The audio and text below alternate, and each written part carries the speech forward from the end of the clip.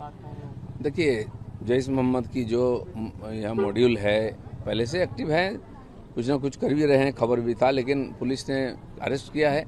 और क्या क्या इसके साथ जुड़ा हुआ है, कहाँ तक तारी, तो जब पूरा इंक्वायरी होगा आगे तथ्य आएगा। अनुमान के आधार पर, संदेह के आधार पर बहुत कुछ बातें बोला जा रहा है, इससे भी भयंकर कुछ हो सकता है। पर एसटीएफ ने कहा है कि पूरी पाकिस्तान से ये ऑपरेट किया जा रहा था, जो पाकिस्तान से बोला जा रहा था जैश मोहम्मद के लीडर की तरफ से, वो ये हामिद मुंटल। बिल्कुल सही है। पाकिस्तान का तार अभी क्या है कि जो इलेक्ट्रॉनिक्स माध्यम हो गया है, सोशल मीडिया, इंटरनेट हो, इसके माध्यम से आसान हो जाता है संपर्क करना, और उसी का माध्यम से ही पुलिस ने उसको पकड़ा है। दुबई के साथ उसका कॉन्टैक्ट, पाकिस्तान के कॉन्टैक्ट, तो इसको एकदम जल्दी से बंद कर देंगे, ये सब आ जाएगा, ऐसा नहीं है। अब पकड़ा गया तो उसी के माध्यम से इंक्वायरी होगा और तह तक पहुंचने का प्रयास करेगा पुलिस। कल 300 से ज़्यादा लोगों को नागरिकता दिया गया है, जहाँ से 12,000 मथुरा समाज के हैं, मुख्यमंत्री खुद अपने हाथों से बांटेंगे। जो SIR हुआ है, उसके पहले CA हुआ था, इसके बाद CA का जो उद्देश्य था, ऐसे बांग्लादेश, पाकिस्तान, अफगानिस्तान से आए हुए जो हिंदू हैं, सिख है, संख्यालघु लोग, उनको नागरिकता देना। वेस्ट बंगाल गवर्नमेंट उसको लागू नहीं किया था, उसका सुविधा नहीं मिला था यहाँ के लोगों को, तो अब मिलेगा। सरकार ने वो काम शुरू कर दिया है, पूरा प्रोसेस जारी है। नागरिकता की बात से पुरानी बातें याद आती हैं, जहाँ पर CA NRC को जो बात उठी थी, जब केंद्र से बोला गया था, तब यही जब मुख्यमंत्री ममता बनर्जी थी, तो उन्होंने कहा था कि कोई अगर ये करता है प्रोसेस तो उनको नागरिकता छीन ली जाएगी, राज्य की। नहीं, अब तो उनके कहने से कुछ नहीं होगा। देखिए, सेंसस लागू होने नहीं दिया, 15 साल के बाद सेंसस हो रहा है पूरा देश में। पिछले साल 25 में जून से शुरू हो गया था, और अभी बंगाल में लागू होने नहीं दिया, क्योंकि ये जो फर्जी वोटर्स 91 लाख थे, इनको वोटर रखना, उन्हीं का वोट से जीतना, ये साजिश था। हमारा सरकार आया तो पहले ही मीटिंग से लागू कर दिया। अभी सेंसस शुरू हो गया है, मेरे घर आकर के ऑफिसर मेरा भी और सेंसस का नाम लेके गए हैं, और 15 तारीख तक हर व्यक्ति अपना सेल्फ रिन्यूएशन कर सकते हैं अपने मोबाइल के द्वारा, और सब लोग उसमें शामिल हो, फिर घर आके बाकी वेरिफिकेशन होगा। तो इसलिए बंगाल में चालू हो गया है, कोई नहीं रोक सकता है जो नागरिक है। और ये जो डाटा आएगा, ये आगे चल के हर काम में काम आएगा। कॉकरोच के प्रोटेस्ट के समय जो युवा जो जेनजी ने गाली दी थी प्रधानमंत्री को, आज वही युवा सोशल मीडिया पे अपने सॉरी कह रहे हैं प्रधानमंत्री जी को। देखिए, युवाओं को, विद्यार्थियों को भड़काना, बहकाना बहुत आसान है, और यहाँ जो आंदोलनवादी लोग हैं, कम्युनिस्ट हैं, ये बार बार ऐसा काम करते हैं, और विदेश का भी हाथ रहता है इसमें, सैकड़ों करोड़ रुपया आता है, और इन बच्चों को भड़काया जाता है। देखिए, इधर कोई धरना दे रहा है, लाठी खा रहा है, कोई 5 स्टार में पार्टी कर रहा है, ये सब तो एक्सपोज हो गया ना। तो जो बच्चे इनके बहकाव में आए थे और इस प्रकार गलत काम किए थे, उम्र कम है, कोर्ट ने भी उनको माफ़ी किया है।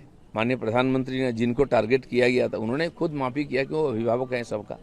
तो मुझे लगता है कि जो इनके पीछे थे ये सब कराने में, उनको पकड़ना चाहिए। कॉमनवेल्थ गेम्स में दादा भारत ने 10 स्वर्ण पदक जीता है, क्या बोलेंगे? पिछले 10 साल से देखिए, खेलकूद में भारत का ग्राफ ऊपर जा रहा है। खेलो इंडिया जो योजना लाया है सरकार ने, उसमें गांव-गांव से, स्कूल कॉलेज से लेकर बच्चों को ट्रेनिंग दे करके तैयारी किया जा रहा है। नीरज चोपड़ा को गोल्ड मिला था, विदेश भेज कर उनको ट्रेनिंग किया था, और आज कुश्ती है, बॉक्सिंग है, जहां परंपरागत हमारा अच्छा था, और भी अच्छा हो रहा है। तो खेलकूद भी एक मापदंड है कि देश की प्रगति हो रही कि नहीं, उसमें पता चल रहा है कि देश आगे बढ़ रहा है। बहुत अच्छा पदक मिल रहा है हमारे स्पोर्ट्समैन को, और इसके लिए हम भी गर्वित हैं, उनको अभिनंदन है। আমি দিলীপ ঘোষ আর বাকিদের বাইরে বেরোতে পারি না আসলে। হয়েছে? দেখুন, তসলিমা নাসরিন, প্লিজ, নাহলে আমার চাকরি চলে যাবে। তো হয়েছে, এমন করিস না স্যার। বলছি যে তসলিমা নাসরিন ফিরলেন, তাকে কলকাতা সাদরে গ্রহণ করলো, কিন্তু জয় গোস্বামী যখন তিনি মঞ্চে ডাকলেন, দর্শকদের মাঝখান থেকে আওয়াজ উঠলো তাকে মঞ্চে উঠতে দেওয়া যাবে না। দেখুন, তসলিমা নাসরিন একজন বিশ্ববিখ্যাত বাংলার সাহিত্যিক, তার লেখা নিয়ে লোকের দ্বিমত থাকতে পারে, আমরাও সহমত সব ব্যাপারে এরকম নয়, কিন্তু তিনি কলকাতার মতন মহানগরীতে এসেছিলেন, অতিথি হয়েছিলেন, তাকে যেভাবে অত্যাচার করে ভয় দেখিয়ে তাড়িয়ে দেওয়া হয়েছিল, এটা বাঙালির পক্ষে অপমান।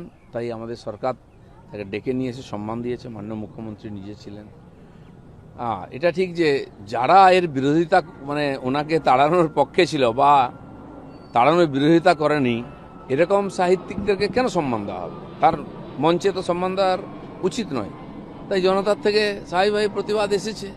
কারণ এই যে সেকুলারিজমের নামে যারা বড় কথা বলতো বাঙালির নামে, তারা এই বাঙালি তসলিমা কি বাঙালি নন? তার পক্ষে কেন দাঁড়ায়নি? আর এই কবি সাহিত্যিকরা তখনও মৌন ছিল।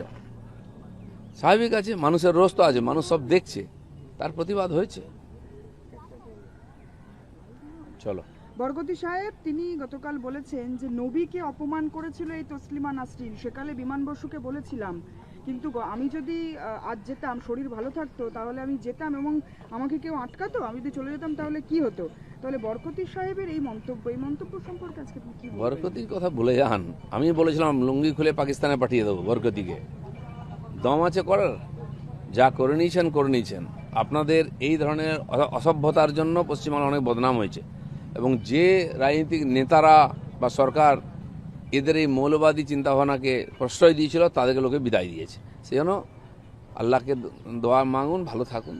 রাজনৈতিক মতভেদ থাকতেই পারে, কিন্তু বরকতি সাহেব তিনি তসলিমা নাসরিনকে নিয়ে এই ধরনের কথা বলছেন এবং সেটাকে ডিফেন্ড করতে না, যে মৌলবাদকে লালন পালন করেছে পশ্চিমবঙ্গ এতদিন, তারই বাইপ্রোডাক্ট হচ্ছে বরকতি লোকেরা। এরা দাপিয়ে বেড়েছে, এদেরকে সম্মান দেওয়া হয়েছে, এদেরকে সিকিউরিটি দেওয়া হয়েছে, তো তারা ভাবছে তারা এই মালিক হয়ে গেছে। ভুলে যায় না যেন যে বাংলায় পরিবর্তন হয়েছে, মানুষ তাদের ডিসিশন নিয়েছেন, তাকে সম্মান দিতে শিখো। তাকে ডিফেন্ড করতে, এই বক্তব্যকে ডিফেন্ড করতে রাস্তায় নামছে বাম নেতারা। বাম নেতারা কাকে ডিফেন্ড করেছেন? বরকতিকে। সাহেবকে। এর আগে বরকতি যখন উল্টোপাল্টা স্টেটমেন্ট দিত, বাম নেতারা কখন তার বিরোধিতা করেছেন? তখন তার সহযোগিতা নিতেন, তার আশীর্বাদ নিতেন। এখন এই ভণ্ড তপস্বীর মতো এসব করছেন কেন? মানুষ ভুলে যায়নি কিছু। বীরভূমে সেখানে মোহাম্মদ বাজারে বাড়িতে টাকার পাহাড় এবং 5 কোটি টাকা উদ্ধার, মুখ্যমন্ত্রী তিনি পোস্ট করেছেন। এবং এর আগেও দেখা গিয়েছে বীরভূমে মাফিয়ার বাড়িতে টাকা উদ্ধার হয়েছে, কোটি কোটি টাকা উদ্ধার হয়েছে। হ্যাঁ, দেখুন, এই ধরনের মাফিয়া যত গরিব জেলা আছে সেখানে যত বড় বড় মাফিয়া আছে। পশ্চিমবাংলা যে পিছিয়ে আছে, কিছু জেলা যে গরিব আছে, তার কারণ হচ্ছে ওখানকার সম্পদকে লুট করেছে কিছু লোক এবং সরকারি সহায়তায় করেছে। তো আজকে সরকার সমস্ত তদন্ত করছে, আর সে সম্পদও বার করা হবে এবং যোগ্য জায়গায় তাদের পৌঁছে দেওয়া হবে। কেউ আইনের বাইরে নয়, ধীরে ধীরে সবার কাছে সরকারের আইনের হাত পৌঁছবে। বন্ধু বান্ধব অনেক লোক আছে যাদের মাধ্যমে এই টাকাগুলো তারা এদের ওদিক করতো, দেশ বিদেশ ঘুরতে যেত বন্ধু বান্ধব নিয়ে। সেসব ইতিহাস আছে, আমরা শুনতাম, জানতাম, কেউ শোনাচ্ছিল না। এখন তদন্ত শুরু হয়েছে, সব বেরোবে। কালকে মাননীয় প্রধানমন্ত্রী সোশ্যাল মিডিয়াতে বলেছে বাচ্চারা ভুল করতে পারে, সেটা নিয়ে অ্যাপোলজিস দিয়েছে। আমার মাকে আর আমাকে এটা ঠিকই, উনি তো মাননীয় প্রধানমন্ত্রী আমাদের সবার অভিভাবক। বাড়িতে বাচ্চারা ভুল করলে আমরা মাফ করি। অলরেডি সুপ্রিম কোর্টও বলেছে 18 বছরের নিচে যারা আছে তাদের সাজা না দিতে। প্রধানমন্ত্রীকে অপমান করেছে, তার মা নিয়ে যারা কথা বলেছে, এই অর্বাচিন্ডা, যাদের পরিবারের সংস্কার বা যে সংগঠনের সঙ্গে যুক্ত তারা, তার সংস্কার সারা ভারত দেখেছে। ভারতবর্ষের মানুষ দুঃখী হয়েছে। এটা আমাদের সংস্কার নয়, পরম্পরা নয়। প্রধানমন্ত্রী তার পরিবারকে নিয়ে এই ধরনের বাচ্চারা কথা বলছে, কে তাদের শেখাচ্ছে? আস্কারা দিয়েছে, তারাও বুঝতে পেরেছে, সারা সমাজ ছিচি করছে। তো প্রধানমন্ত্রী অভিভাবক হিসাবে স্বাভাবিকভাবে তাদেরকে ক্ষমা করে দিয়েছেন। দিকে দিকে তোলাবাজি অভিযোগ আসছে, কোথাও আপনাদের বিধায়কের বিরুদ্ধেই অভিযোগ উঠছে স্বয়ং। সেখানে দেখুন, তোলাবাজি সংস্কৃতি এত সহজে উঠে যাবেন ভাবার কোনো কারণ নেই। পুলিশকেও বলা হয়েছে এরকম কমপ্লেন এলে তাদেরকে অ্যারেস্ট করা, ব্যবস্থা নেওয়া, এবং সেই তোলাবাজরাই আমাদের অনেক লোকের সঙ্গে চিপকে গেছে। আমাদের বহু নেতা আছেন যারা নূতন এই মধুতে আসক্ত হয়ে যাচ্ছেন, কিন্তু পার্টিও নজর রেখেছে, চেষ্টা করছে এগুলোকে অ্যাভয়েড করতে।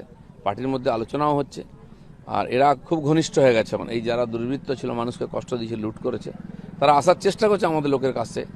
তো আমার মনে হয় যে বিজেপি নজর রেখেছে, এবং মানুষ যে উদ্দেশ্য নিয়ে পরিবর্তন করছে সেটা যেন ভুলে না যাই আমরা। আমাদের প্রত্যেকের দায়িত্ব এইসব লোক থেকে দূরে থাকা এবং এদের অন্যায়ের বিচার করা। ঘনিষ্ঠ হতে চাইলে ঘনিষ্ঠ হতে দেবে বিজেপি নেতারা, তারা তো চেনে। সেই জন্য ঘনিষ্ঠ হতে কি আছে, রাজনীতিতে তো সবই চলে।